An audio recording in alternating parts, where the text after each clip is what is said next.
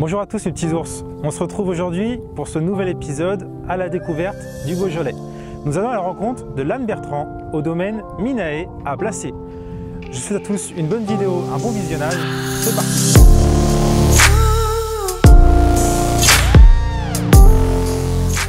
Bonjour Lane. Bonjour. Comment ça va? Ça va, merci. Eh ben moi ça va aussi, impeccable. Merci de m'accueillir au domaine Minae. Je t'en prie. On est à Blacé, c'est ça? C'est ça, ouais. Donc là on est dans ta parcelle? Oui, une de mes parcelles préférées. Ah ouais, pourquoi? Je l'aime beaucoup parce que déjà elle a un point de vue super. Ouais, c'est clair. Elle a un point de vue super et elle fait partie d'une de mes premières parcelles que je travaille depuis que je me suis reconvertie. D'accord. Raconte-moi un peu ton histoire, comment ça se fait que tu es devenue viticultrice? On va dire c'est beaucoup de chance et surtout une rencontre en fait. Parce qu'avant, je faisais de la compta. Moi, j'ai fait de la compta pendant 20 ans. J'ai fait pas mal de boîtes différentes. Et puis un jour, j'ai eu l'occasion de remplacer une personne qui partait en congé maternité. Ok. Et cette personne, elle était la chef comptable des Vignerons des Pieds Dorés. D'accord. Donc pas loin d'ici, à Saint-Véran. Et c'est comme ça que j'ai eu un premier contact, on va dire, avec le monde du vin. D'accord. Et j'ai rencontré des gens super. J'ai passé 6 mois super avec eux, j'ai appris plein de choses sur le vin. Et c'est des gens, c'est la première fois que je voyais des gens qui parlaient avec plein d'étoiles dans leurs yeux de leur métier en fait. Des amoureux du vin. C'est ça. Des amoureux de la vigne. Et t'as pas ça en comptabilité. Ah ouais, c'est différent, ouais. C'est très différent. Ouais. Ça faisait déjà quelques temps que je me posais des questions sur mon job. Est-ce que j'allais vraiment finir toujours dans cette voie? Et c'est tombé au moment où je cherchais quelqu'un. Donc c'est là que c'est parti où tu t'es rapproché de la vigne. Voilà, et là c'est parti, je me suis rapprochée de la vigne. J'ai cherché quelque chose pour passer un diplôme. Et tout ce que j'ai trouvé, c'était un BTS Viti Uno. Très bien. À faire en 1 an à distance en fait. Okay. Avec 2 sessions de présentiel. Et donc je me suis lancée dedans. Et dans ce BTS, tu as l'obligation d'avoir un stage qui dure à peu près, je crois, 6 semaines. D'accord. Je m'en souviens très bien. C'était une de ces parcelles qui était tout en hauteur. Ça doit être les Hautes-Ronces. Il faisait un peu un temps comme ça, tu vois, avec bien un peu de couvert, vent, nuageux. voilà, un peu froid sec. Je ne sais plus pourquoi, mais j'étais toute seule en train de tailler. Et à un moment donné, il y a eu une éclaircie. Et j'ai levé les yeux et j'ai vu toute cette vue et j'ai dit waouh, mais c'est magnifique. Alors non seulement c'est magnifique, mais j'étais super bien. Et du coup, tu as combien d'hectares de vignes? Alors moi, je travaille sur 2 hectares aujourd'hui. Ouais. Donc j'ai 1 hectare à peu près sur Blacé. Ouais. J'ai à peu près 80 arts sur Régnier-Durette et j'ai à peu près 30 arts sur Romanèche-Thorens. Ok. Et tu gères tout toute seule? Je gère tout toute seule. D'accord. Donc de la vigne jusqu'à la vinification. Après j'ai des saisonniers pour les vendanges. Et de temps en temps j'ai mon mari qui donne un coup de main quand je dois déménager des grosses choses, tu vois. Ah, pour porter un peu. Pour porter un peu parce que mine de rien je ne suis pas très forte. Les traitements je les fais moi-même aussi, je passe pas par un prestataire. Donc j'ai un petit pulvé électrique. D'accord. Mais du coup comme c'est un petit, bon, même s'il fait 16 litres, il n'a pas une aussi grande amplitude que les atomiseurs qu'on peut trouver. Ah bah oui, c'est sûr. Ouais, du coup ça me prend beaucoup de temps quand je fais des traitements, mais je vais au plus près du sac et je peux aller dans certains endroits avec l'atomiseur, pas forcément. D'accord. Tu fais combien de bouteilles à l'année à peu près? Dans une bonne année, on va dire je fais à peu près 6500 bouteilles. Ouais, c'est déjà pas mal, ouais. 6500, ok, ouais. Et si tu avais un conseil à donner à un jeune qui veut se lancer en tant que viticulteur ou une jeune en tant que viticultrice comme toi, qu'est-ce que tu lui dirais? Moi je lui dirais, pas grave si tu connais personne, tu peux pas tout apprendre dans les bouquins ou sur internet, et je trouve que parler aux vignerons, enfin il n'y a rien de plus formateur. Tu vois, un jour moi j'ai un vigneron qui m'a dit, Lane, quand tu choisis tes parcelles, fais attention à une chose, c'est à l'accessibilité. Et il a tout à fait raison. Bah oui. Allez, faut pas hésiter, même si tu connais pas les personnes, les gens mine de rien, les vignerons du Beaujolais, ils sont ravis de te recevoir. Parce qu'ils veulent montrer leur métier, faire apprendre, transmettre. Ouais. Donc là, tu m'as dit qu'on est à Blacé, là où il y a ta parcelle. C'est ça. Et ce qu'on va faire maintenant, c'est qu'on va aller dans ton cuvage, qui est à Salars-Bussonat. C'est ça. C'est ça? Oui. Allez, là c'est parti. Allez.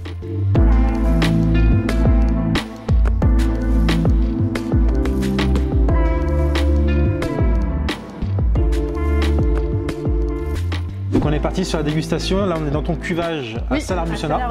Très bien, et ben on est parti. Et ben on a 3 vins, donc on a un Beaujolais ici 2023, un Beaujolais Village Blacé 2023 et mon moulin à vent 2022.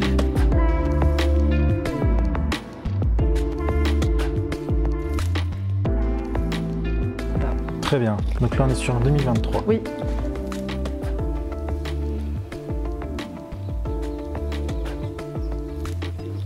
Tu sais que là, je sens qu'il a un goût de myrtille un peu. Je sais pas ce que tu en penses, de myrtille et un peu floral aussi. Alors oui, Un floral. goût très floral. Oui. Floral, je sais pas c'est quoi la fleur, mais bah, je sais pas trop non plus, mais on me l'a souvent dit, ouais. C'est un truc de fou. Hein. Je suis pas un grand spécialiste dans de l'œnologie avec les fleurs. Mais il a un goût de fleur. Il sent le lys. Le lys? Ah bah c'est peut-être ça, ouais. Tu sais, les grosses fleurs blanches là. Et lui, il va très bien à l'apéro. Il va très bien à l'apéro. 11,5 degrés, ouais, c'est très léger. C'est très léger et après c'est le piège. Ouais. En règle générale, les copains, quand j'ouvre la bouteille, ah, ça se boit facilement. Elle dure pas très longtemps.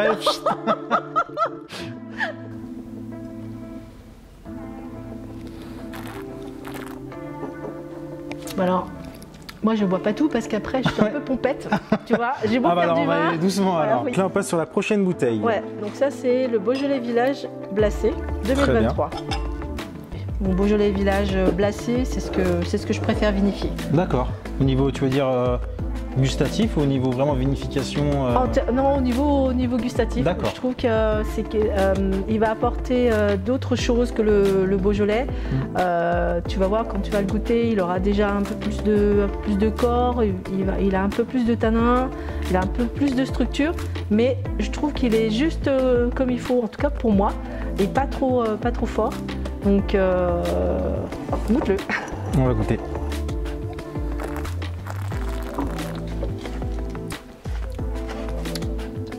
Celui-là, tu l'accompagnerais peut-être un peu avec une viande ou pareil, plutôt à l'apéro?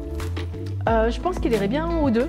Ah ouais. Et au niveau du plat, pas forcément quelque chose de très sophistiqué, quelque chose de simple, on va dire, comparé à l'autre où ce sera peut-être plus une pizza ou une salade, tu vois. Mais celui-ci, les copains te diront qu'à l'apéro, il passe aussi bien. Tu le laisses cuver combien de jours celui-là, le Beaujolais Village environ? La macération, ouais. Alors moi en termes de macération, c'est assez long chez moi. Ça peut durer entre 2 et 3 semaines. Ah ouais? Ouais. Quand même. Ouais, mais en fait, j'interviens pas. Je fais beaucoup de surveillance, mais j'interviens pas. Je fais pas de remontage, je vais pas fouler, je vais pas piger. Je laisse vraiment le raisin faire le job qu'il a envie en fait. D'accord. Tu fais tout au pressoir américain, qui est juste derrière, qu'on montrera juste après. À cliquer, ouais. Ouais. Bon, il manque une latte. Alors c'est normal. Ah mince. Il manque une latte parce que j'ai un voisin qui est super gentil. D'accord. Qui adore travailler le bois et qui s'est proposé de refaire les lattes pour moi. Donc coloré un peu, non? Non, en chêne, d'accord. Et très bien. donc du coup j'ai enlevé une latte pour qu'il puisse prendre les mesures et voir en termes d'épaisseur et tout ça pour qu'il me refasse la cage en fait. Donc ça, c'est l'étiquette, elle a été créée par une artiste, Anouk, qui fait des illustrations pour des livres pour enfants que j'ai découvert sur Instagram. Et je lui ai demandé si elle était partante pour faire une étiquette de vin. Donc elle a tout de suite sauté sur l'occasion et j'étais ravie. Et depuis, en fait, on collabore ensemble et chaque année, elle refait mes étiquettes pour les Blacé. Et elle s'occupe également une nouvelle étiquette à chaque fois, chaque année? Chaque année, il y a une nouvelle étiquette. Chaque année, il y aura une nouvelle étiquette parce que les étiquettes, pour moi, c'est le seul moyen pour le vigneron de marquer sa patte. On va passer sur la prochaine bouteille? On va passer sur la dernière. Moi j'ai fini les verres. Moi je peux plus après. Alors, le moulin à vent 2022. Donc là on n'est plus sur Blacé. Ah non, bon. On s'éloigne beaucoup de Blacé même. On s'éloigne beaucoup. À quoi, 40 minutes d'ici, non? Même pas? Un peu moins peut-être. D'ici de Blacé, ouais, 30 minutes à peu près. Parce que c'est sur Romanèche, ouais. Ouais, c'est sur Romanèche de Reims. Donc on est proche du cimetière. Mais déjà l'odeur, on est sur quelque chose déjà de plus... Oui. Comment dire? Beaucoup plus de tanin déjà. C'est ça, carrément. Mais vinifié de la même façon et sans extraction. C'est-à-dire? Sans extraction, c'est-à-dire que je laisse macérer. C'est de la macération aussi, celle-ci, qui a duré à peu près 15 jours. Ouais, ça a duré à peu près 15 jours. Donc pas de remontage, pas de pigeage ou pas de foulage. En fait, tu le touches pas, tu le laisses faire dans la cuve, c'est ça? Ouais. Ok. Un peu plus de tanin. Il y a un petit goût fruité. Sur le fruit rouge, mais je ne saurais pas dire lequel. Peut-être la framboise. Moi j'aurais dit plutôt cassis, tu vois. Cassis, ouais. Plutôt fruit noir plutôt que fruit Je ne saurais pas rouge. dire lequel exactement, je dirais framboise, mais cassis ça me paraît bien aussi. Parce que le cassis il est un petit peu, tu vois, un peu plus fort, un peu plus confit, on va dire, par rapport à la framboise qui moi serait un peu trop... sur le fruit, sur le fruit jeune, ouais c'est ça. Ok. Là tu l'accompagnes avec alors là, avec de la viande, ça, non? Ah, non, une jolie viande, bien travaillée, avec un bon plat en sauce, un plat un peu bistronomique, c'est épatant. Après, on a essayé une fois avec un copain vigneron. C'était un plat assez épicé. D'accord. Même très épicé, il y avait beaucoup de curry. Et ça a beaucoup bien matché. Bien matché, ouais. Ah ouais. On était tous les deux étonnés. Mais bah celui-là, faut venir l'acheter et laisser avec le curry alors. Tu commercialises où tes bouteilles? Tu les fais directement avec les clients qui viennent au cuvage ou? Alors oui, quand j'ai déjà eu des clients qui m'ont demandé déjà de visiter, donc moi j'accueille volontiers et j'aime bien expliquer les choses. Après je fais pas mal de salons. D'accord. Donc des salons publics, semi-pro. On passe sur le quiz? Allez. C'est Je parti. suis nulle, hein, je préviens. Hein. Ça va le faire. Attention, on est parti. Ouh, Ouais, Niol. Alors, est-ce que tu connais? Alors, oui, la distillerie du Beaujolais, je connais. Exactement. Puisque c'est là-bas qu'on emmène nos mélis. Ouais. Donc, mais j'ai jamais eu l'occasion de goûter l'eau de vie, ouais. Eh ben, impeccable. C'est à Charentais, ouais. Ouais, à Charentais. Distillerie du Beaujolais. On est sur... Oh putain, il sent fort. 45 degrés. Ouais. Voilà, donc... C'est mieux, là. Voilà. Donc, je vais en mettre un petit peu parce que... faut pas abuser, là. Tac. Je vois pas trop. Ça va. Hop. Tu veux sentir? Moi aussi, je veux sentir. J'aime beaucoup sentir. Ça sent vraiment... C'est un truc de fou. Ça sent le chocolat, j'ai l'impression.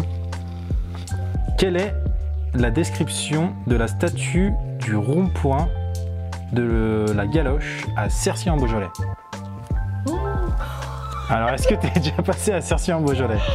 Je crois que j'ai dû passer peut-être 2 ou 3 fois. C'est une femme et un homme enlacés. Ouais.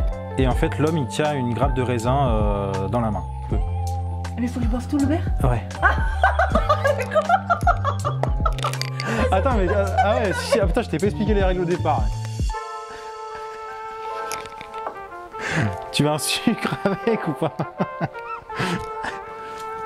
Elle est bonne ou pas? Ouais. Elle est bonne. Bah, j'en mets un tout petit peu, hein, parce que sinon, Elle est bonne. sinon après tu vas tomber par terre. Combien y a-t-il d'hectares dans le cru Côte de Brouy à 320? Oh putain, je t'ai donné la réponse. C'est ce qu'on appelle le chaos total. Combien y a-t-il d'hectares dans le cru Côte de Brouy à 30 hectares près? Côte de Brouy, Ouais. je vais dire 300. Eh ben c'est bon, c'est 320 hectares. Bien joué, bien joué. Non, on va la refaire, je pense. Troisième question, c'est par rapport au vin que tu fais en plus. Oui. Combien y a-t-il de communes qui produisent l'appellation Beaujolais Village à 10 communes près? Le nombre de communes, c'est énorme. Qui produisent l'appellation Beaujolais Village. 96? Ah non, non, c'est beaucoup moins. Ah, c'est beaucoup. Ah, carrément, ouais, c'est beaucoup moins. 40. T'as perdu. Eh ben là, ça aurait été juste, mais t'as perdu quand même. Non, Si, ouais.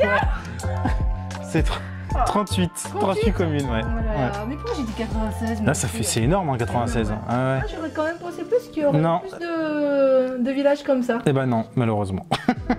C'est perdu. Non, 38, ouais. Ça chauffe un peu. Oui, ça va chauffer.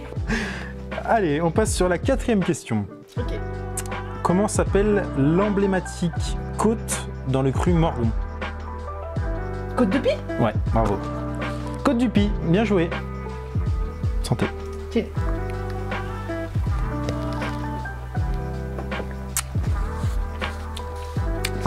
Ça chauffe un peu.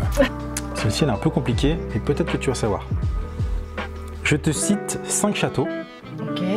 Lequel n'est pas du Beaujolais? Ok.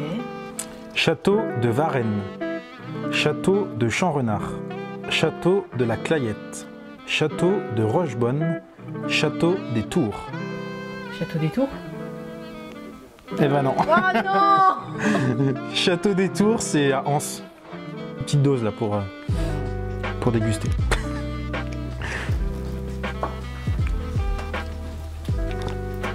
On va passer sur la 6e question. Donc on est sur la 6e question.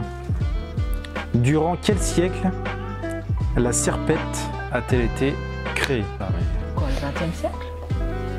Non. 21? Non, 19e. Ah bah tu m'as dit c'est assez Ah c'est récent, bah ça va, ça aurait pu être le 10e. C'est bientôt fini. C'est une question, moi je savais pas la réponse avant. Ok. Mais c'est intéressant comme question. Et peu de gens doivent le savoir, enfin si, il y en a qui doivent le savoir, mais très peu de gens le savent. Parmi ces 3 célébrités, laquelle possède le château viticole Mirival dans le Var? Je vais te donner les 3. Leonardo DiCaprio, Brad Pitt ou George Clooney? Je crois que c'est Brad Pitt. C'est ça. Bravo. Bien joué. Bravo. Dernière question. Ah, ça rigole pas là. Oh là là. Dans quel pays se situe le vignoble le plus haut du monde? Le plus haut? C'est-à-dire en altitude. C'est très dur. Hein. Le Népal? Non. Non. Inoxtag est là-bas pour l'Everest, mais c'est pas l'Everest. Non, non, c'est pas ça. C'est l'Argentine. Ça s'appelle les vignobles de la Bodega Calomé en Argentine. Et vraiment le plus haut, c'est le vignoble Ultima Maxima, du coup de cette bodega, et c'est planté à environ 3111 mètres d'altitude. Ah ouais. Mais moi, ça m'a surpris l'Argentine. Voilà. Ton domaine, rappelle-moi, c'est pas. Toi, tu t'appelles Lannes Bertrand. Oui. Ton domaine, c'est Minae. Minae, domaine Minae à Blacé. Oui, c'est ça. Bah, merci de m'avoir accueilli. Mais je t'en prie. C'est très Merci gentil. d'être venu. Et puis bonne continuation. J'espère que tu auras beaucoup de personnes qui vont venir acheter ton vin après cette vidéo. Tant que les gens viennent et puis qu'ils apprécient, c'est tout ce qui compte. Très bien. J'espère que vous avez bien aimé la vidéo. N'hésitez pas à mettre un petit pouce bleu et à vous abonner. Merci beaucoup. Passez une bonne journée ou une bonne soirée. Ciao.